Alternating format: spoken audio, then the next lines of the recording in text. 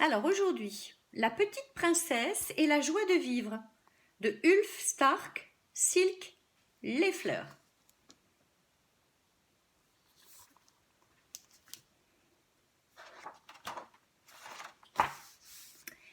Dans un château, à l'orée de la forêt des contes de fées, vivait un roi avec sa femme et leur petite princesse. La princesse s'appelait Clara. Pour le roi et la reine, c'était le plus beau de tous les noms. Le soir, le roi aimait s'asseoir dans le jardin pour profiter du parfum des fleurs et écouter le chant des oiseaux. Juchée sur sa jambe, la princesse jouait à se balancer. Dada lançait-il. Youpi répondait la princesse. Et ils riaient tous les deux. Mais un jour, le roi ne s'amusait pas. Pourquoi tu ne ris pas demanda la princesse. Je sais pas, dit le roi. La princesse fit la plus drôle de ses grimaces, mais le roi ne riait toujours pas. Pas même quand la reine lui apporta un gâteau grand, comme sa couronne. Toi, tu ne vas pas bien, dit la reine, parce que le roi, normalement, adorait les gâteaux.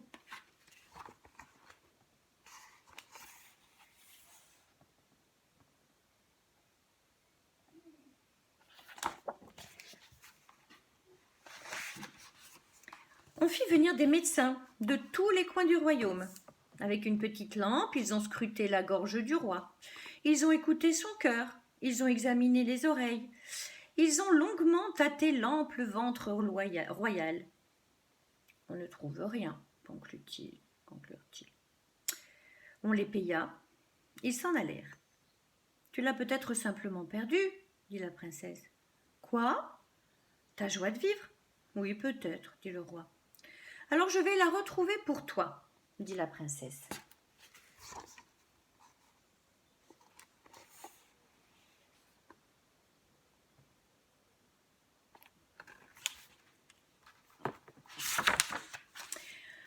Où le roi pouvait-il avoir perdu sa joie de vivre? Dans l'évier de la cuisine, se dit-elle. Plusieurs fois, elle avait entendu le roi rire pendant qu'il faisait la vaisselle avec la reine. Qu'est-ce qui les amusait donc? Ah oui, les bulles de savon. Clara mélangea de l'eau et du liquide vaisselle dans une bouteille et la mit dans sa poche. Puis, elle fit un cercle avec du fil de fer. Ferme les yeux, dit-elle au roi. Elle souffla une belle bulle qui s'éleva vers le plafond. La souris du château applaudit avec enthousiasme. Regarde, papa, cria la princesse en levant la tête. C'est ça la joie de vivre que tu as perdue. Non, ce n'est qu'une bulle de savon, soupira le roi. La grenouille que Clara avait apportée ne l'amusa pas non plus. En tout cas, ça ne va pas m'empêcher de chercher, dit-elle en tapant du pied si fort qu'elle fit sauter le médaillon qu'elle portait autour du cou.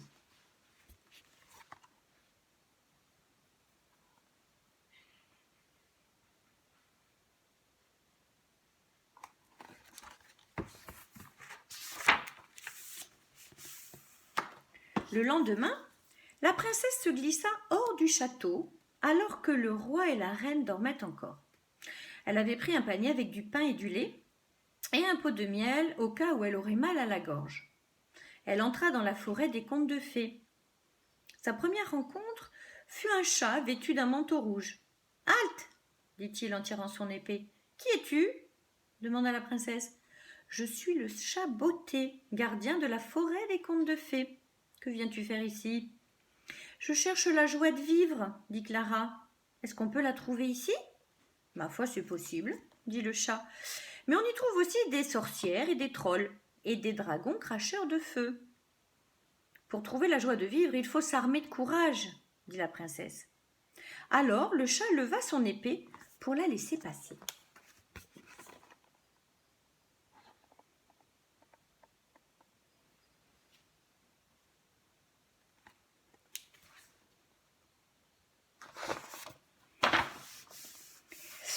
Il y avait tant de choses à voir.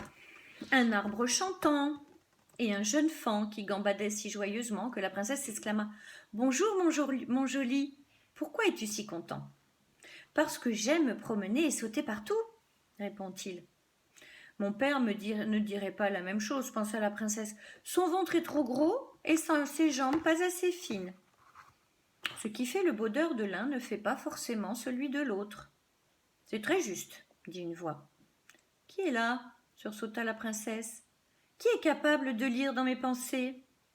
Moi, dit un petit personnage vert qui était resté caché derrière un arbuste. Je m'appelle Kruling. Tu peux entendre tout ce que les gens pensent? Demande Clara. Oui. Maintenant, par exemple, tu penses à me donner quelque chose à manger. C'est vrai, dit-elle. Elle sortit le pain et le lait du panier.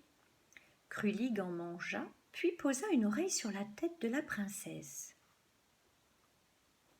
Tu te demandes où est passée la joie de vivre de ton père, dit-il. Oui. Sais-tu où elle se trouve? Non. Mais en général, par ici, c'est la sorcière qui fait disparaître les choses. Je t'accompagne ses ailes si tu veux.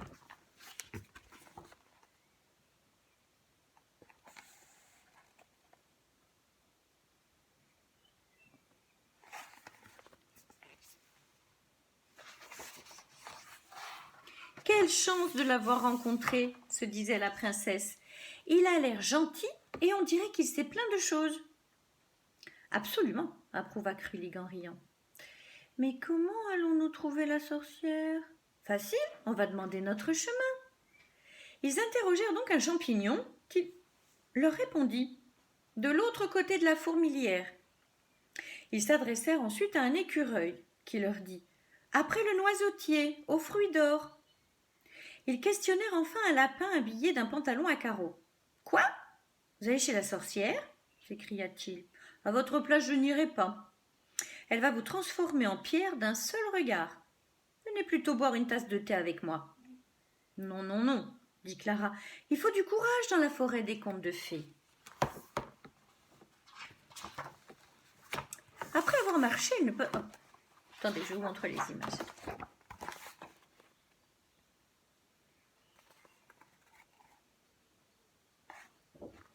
Oups.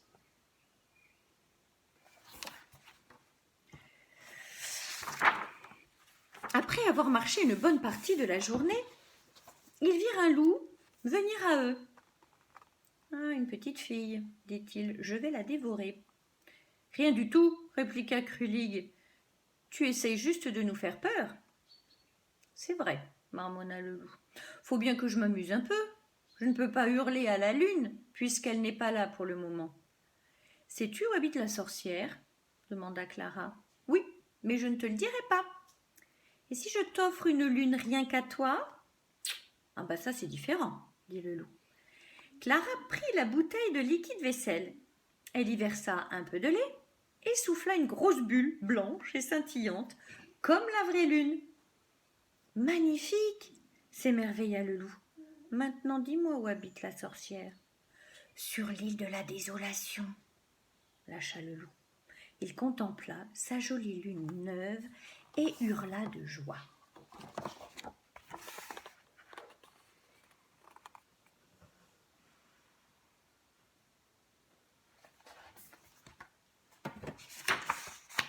Quand ils arrivèrent près du lac où se trouvait l'île de la sorcière, ils étaient très fatigués.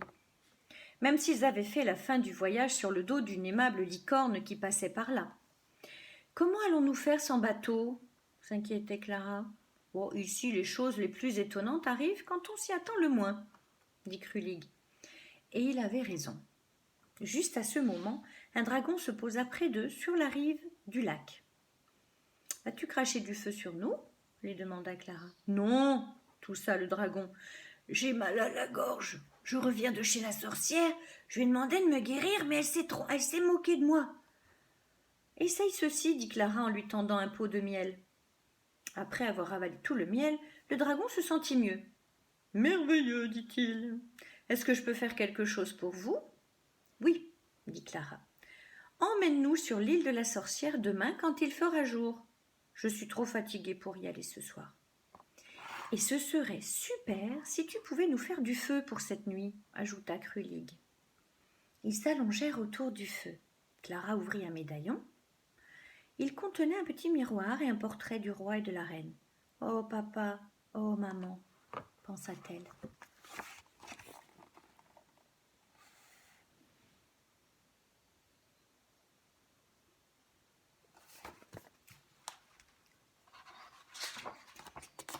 Loin de là, le roi se désolait en pensant à sa fille.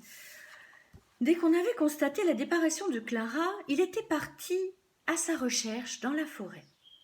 Pourvu qu'il n'ait pas rencontré le loup ou le dragon, espérait-il, ou pire encore, une sorcière.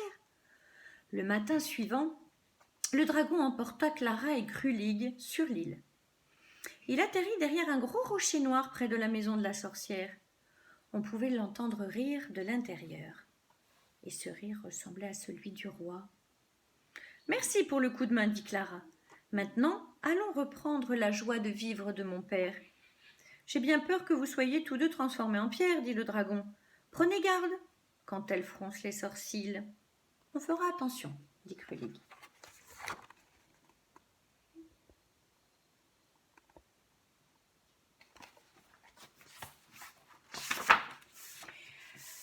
Te voilà donc, dit joyeusement la sorcière en voyant Clara. Et tu es venue avec ton ami vert. Je suis contente. Sais-tu pourquoi? Parce que tu as volé la joie de vivre de mon père. Oui, il y a de ça. Mais surtout, j'ai réussi à t'attirer ici. J'ai toujours voulu une vraie princesse pour ma collection de pierres. Laissez-la tranquille, cria Krulig. Oh, elle sera bientôt très tranquille, dit la sorcière. Elle allait froncer les sourcils quand Clara ouvrit son médaillon et brandit le miroir devant elle. « Change-toi en pierre !» siffla la sorcière. Elle comprit alors, mais trop tard, qu'elle avait lancé le sort sur elle-même. Son visage devint tout gris et soudain, elle ne fut plus qu'une grande pierre.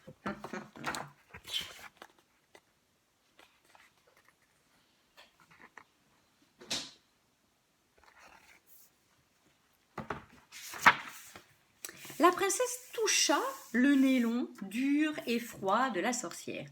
« J'ai un peu pitié d'elle. »« Pourquoi ?» s'étonna Krulig. « Elle était mauvaise et méchante. » On n'est pas simplement mauvais et méchant. Dans chaque personne, il y a toujours un peu de gentillesse qui cherche à s'exprimer. Dès que Clara eut prononcé ces mots, un craquement se fit entendre et la pierre se brisa en deux. Comme un poussin sortant de l'œuf, apparut une petite vieille en robe rouge. « Comme c'est vrai, dit-elle avec un sourire. Merci de m'avoir libérée. Ce n'était pas très drôle d'être enfermée dans le corps d'une sorcière. Mais que vais-je faire maintenant pour ton père et sa joie de vivre ?» se lamenta Clara. « Elle va lui revenir, dit la vieille dame.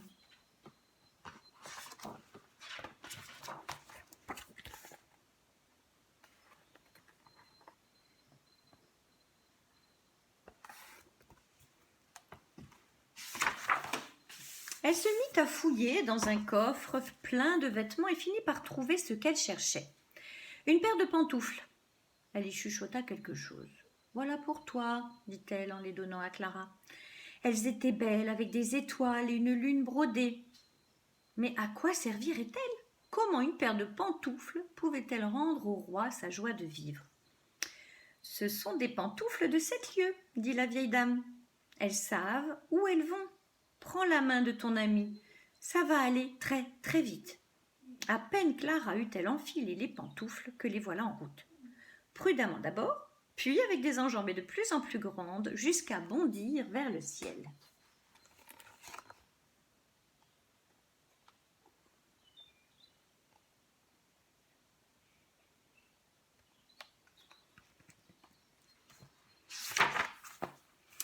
Ils virent, là, en bas, la vieille dame agiter les mains.